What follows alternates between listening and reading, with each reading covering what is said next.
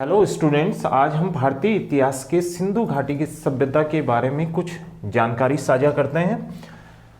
तो 20वीं शताब्दी के प्रारंभ तक ऐसा लगता था कि जैसे वैदिक आर्य सभ्यता अर्थात वैदिक सभ्यता ही सर्वप्राचीन है, लेकिन इसी बीच इसके 20वीं शताब्दी के मध्य के बाद तृतीय दशक में समझ लीजिए कि दयाराम साहनी और राखाल दास बनर्जी साहब ने दो ऐतिहासिक स्थलों के बारे में दुनिया के विद्वानों का ध्यान आकर्षित कराया। ये दो स्थान थे हड़प्पा और मोहनजोदड़ो। हड़प्पा पंजाब के मोंटगोमरी जिले में स्थित है और मोहनजोदड़ो सिंध के लरकाना जिले में स्थित। तो हड़प्पा जो प्रथम स्थल है, तो इसका वर्णन सर्वप्रथम 1826 में चार्ल्स मेमन ने किया था। 1921 में दयाराम साहनी ने इस स्थल का पुनः अन्वेषण कराया और इस समय पुरातत्व सर्वेक्षण विभाग के महानिदेशक पद पर सर जॉन मार्शल साहब थे। 1923-24 और 24-25 में साहनी साहब ने अन्वेषण करने के बाद, जैसे कि 1921 में अन्वेषण किया जा चुका था, तो 1923-24, 24-25 में साहनी साहब ने इस स्थल का उत्खनन करवाया। 1926-27 से लेकर के 1933-34 तक माधव स्वरूप वत्स ने हड़प्पा में उत्खनन कार्य करवाया और 1946 में मार्टिमर व्हीलर के निर्देशन में इस स्थल का उत्खनन एक्सकेवेशन करवाया गया और बहुत सारी पुरातात्विक महत्व की वस्तुएं प्राप्त की गई। मोहनजोदड़ो द्वितीय स्थल, जिसका सिंधी भाषा में अर्थ होता है मृतकों का टीला। 1922 में राखाल दास बनर्जी ने इस स्थल की ओर विद्वानों का ध्यान आकर्षित किया। 1922 से 30 तक सर जॉन मार्शल ने इस स्थल का उत्खनन करवाया। 1931 में एनजी मजूमदार साहब ने मोहनजोदड़ो से 128 किलोमीटर की दूरी पर चन्होदड़ो नामक स्थान पर एक्सकेवेशन करवाया और बहुत सारी पुरातात्विक महत्व की वस्तुएं प्राप्त की। सैंधव सभ्यता के विस्तार के बारे में आप जानकारी लेते हैं।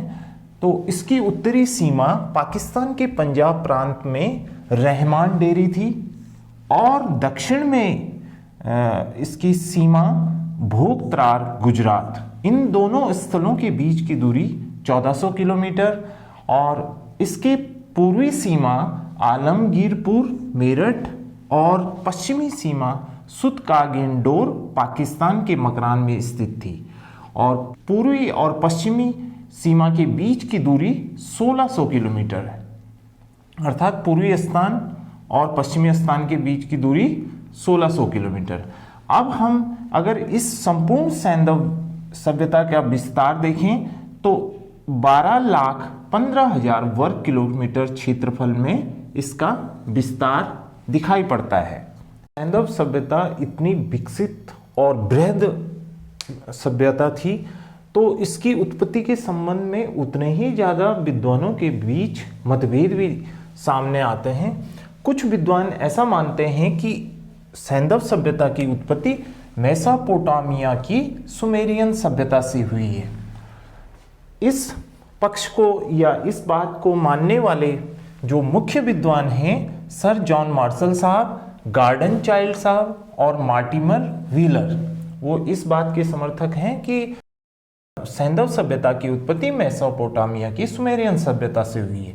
अब इनके अपने तर्क हैं कि दोनों सभ्यताएं नगरीय सभ्यताएं हैं और दोनों सभ्यताओं में अर्थात सुमेरियन सभ्यता और सैंधव सभ्यता में तांबा तथा कांसे के उपकरणों का प्रयोग हुआ है।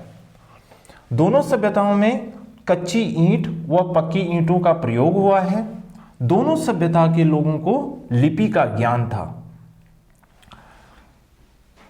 मार्टिमर व्हीलर ने यहां तक कह दिया कि जो ये सैंधव सभ्यता है वो सुमेरियन सभ्यता का उपनिवेश है। अब कुछ असमानताएं भी हैं दोनों सभ्यता में। तो सैंधव सभ्यता की नगर योजना जो है वो सुमेरियन सभ्यता की नगर योजना से ज़्यादा सुव्यवस्थित है।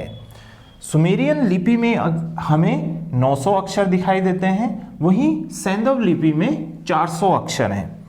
इसके अलावा दूसरा पक्ष विद्वानों का यह कहता है कि जो सैंधव सभ्यता है उसकी उत्पत्ति वैदिक सभ्यता से हुई। इस पक्ष के कुछ विद्वान प्रोफेसर टी.एन. रामचंद्रन साहब हैं, के.एन. शास्त्री साहब हैं और एस.आर. राव साहब हैं।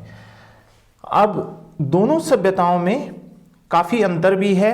तो वैदिक सभ्यता ग्रामीण कृषि प्रधान थी, जबकि सैंधव सभ्यता पूर्ण रूपेण व्यापार व्यवसाय पर आधारित थी।